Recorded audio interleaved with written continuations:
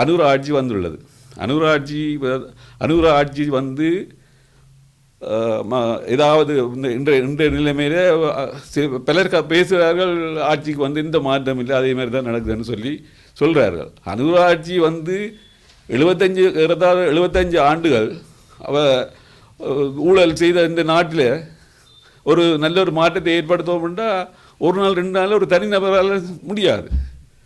ஆகவே அவருக்குரிய டைமை நாங்கள் கொடுக்கணும். அது மட்டும் இல்லை, அவருடைய கட்சியாளர்களும் பாராளுமன்ற உறுப்பினர்களும் பொதுமக்களும் கூட்டு பொறுப்போடு செயற்பட்டாவளியா இந்த கடன் சுமையிலேருந்து இலங்கையை மீட்க முடியாது. விக்னேஸ்வரன் ஐயாவை பற்றி சிலது கூற வேண்டியுள்ளது. என்னென்னு சொன்னால், அவர் மாகாண சபையில் முதல் அந்த தேர்தல் மூலமாக திடீரென்று தான் வந்தார். அவருக்கு அரசியல் அனுபவமே எதுவுமே இல்லாமல் வந்திருந்தார்.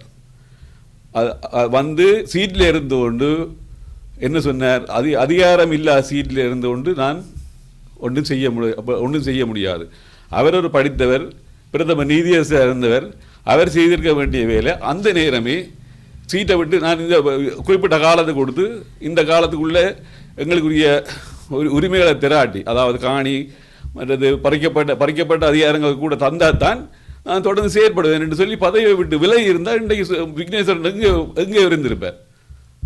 ஆகவே அது அவர் செய்த பிள்ளை. அடுத்ததாக எங்களோட வைத்தியர் அர்ஜுனா அவர்கள். வைத்தியர் அர்ஜுனா என்ன செய்கிறார், அதாவது சாவச்சேரிய வைத்தியசாலையை பற்றி சொல்லி அது சிறந்த விடயம்தான். ஆனால் அவர் செய்த பிள்ளையை அவர் செய்ததை நிரூபிக்கவில்லை. அப்போ அதால் இன்றைக்கு பல வழக்குகளை சந்தித்து கொண்டிருக்கிறார். அவரை தெரிவு செய்தவர்கள் குறிப்பாக யுத்தம் நடந்தது ஏனென்று தெரியாததான் கூடுதலான வாக்காளரும், மற்றது அவரை கவர்ந்த பெண்களும். இதால் தான் அவர் வந்திருக்கார் இன்றைய சீட்.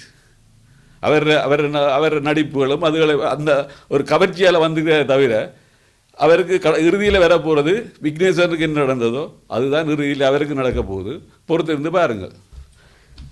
அடுத்ததாக ஆள்மக்க வேட்பாளர்களை ஒரு அளவு ஏமாற்ற முடியாதுன்றது இந்த முறை அதாவது மக்கள் தீர்ப்பு கூறியுள்ளது என்பதையும் சொல்ல விரும்புகின்றேன்.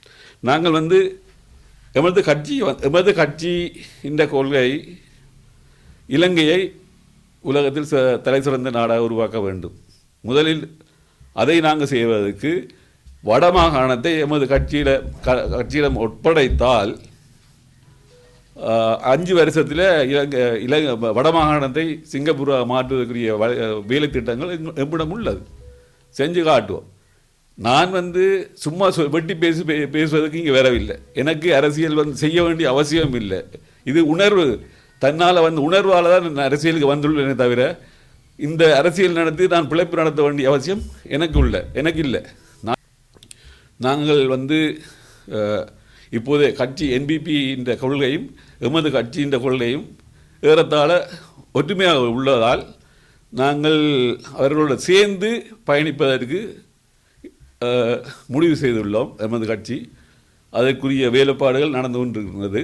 எங்களோட கட்சியின் கொள்கையை நாங்கள் அவரோட பேரம் பேசி எங்களோட கொள்கையை அவர்கள் ஏற்றுக்கொண்டார்கள் என்றால் இணைந்து செய்யப்படுவோம், இல்லாட்டி தனித்தே போட்டியிடுவோம்.